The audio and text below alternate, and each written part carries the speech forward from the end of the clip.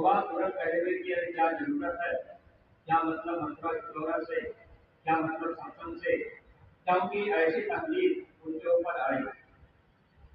कुछ दिन बीता।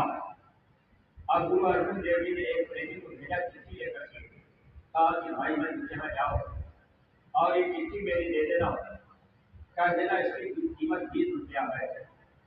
अब उस समय उसके पास 20 रुपए नहीं थे, लेकिन जब वो प्रेमी चिट्ठी लेके पहुंचा तो भाई मन ने अपने औरत से कहा कि गुरु महाराज का संदेश हटा, 20 रुपए देना। पत्नी ने कहा कि आपके पैसे तो है नहीं, मेरे हाथों में एक दुनिया है, कुछ कालों में गहने हैं, आप इसको लेके जाइए, बेच करके वो चिट्ठी दे दीजिए।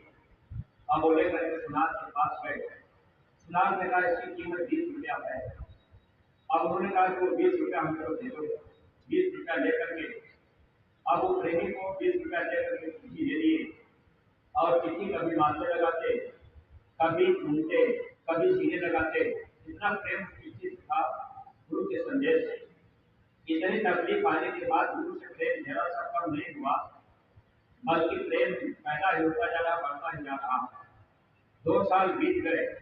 फिर गुरु अर्जुन देव जी ने प्रेमी को भेजा, ये चिट्ठी मंत्र को देना और कह देना कि इसकी कीमत 25 रुपया है। अब उस समय 25 रुपए नहीं थे, गहने के 20 रुपये थे।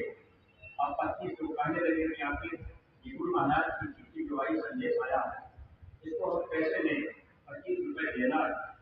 तो उनकी पत्नी ने ये कहा, जब वो गांव में रहते थे तो धनी जमींदार थे, तो उस गांव के जो चौधरी थे, इनकी जो बच्चे थी इससे शादी अपने बच्चे से करने के तैयार थे, लेकिन ये जमींदार थे तो शादी उसमें नहीं की। तो पत्नी ने कहा कि हम जाते हैं चौधरानी के पास, उनसे कहेंगे क्या ये रिश्ता हम तय कर लेते हैं। अब पत्नी गई चौधरानी से बोली, हम अपने बेटी की शादी आपके बेटे से कर लेंगे, लेकिन हमको 25 रुपए आज चाहिए। चौधरानी ने 25 रुपए दे दिए। अब वो 25 रुपया ला करके अब प्रेमी को दे करके चिट्ठी दे दिए दोबारा।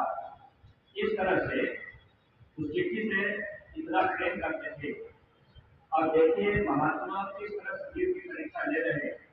प्रेमी भाई बहनों, कुछ दिन के बाद गुरु अर्जुन देव जी ने कहा कि भाई मन को यही आश्रम में बुला दो। आश्रम में बुला लिया गया। आश्रम में पति पत्नी और बच्ची रहने लगे। अब आश्रम में रह रहे सेवा कर रहे। एक दिन गुरु अर्जुन देव जी टहलते गए और प्रेमियों से पूछे, ये मन जो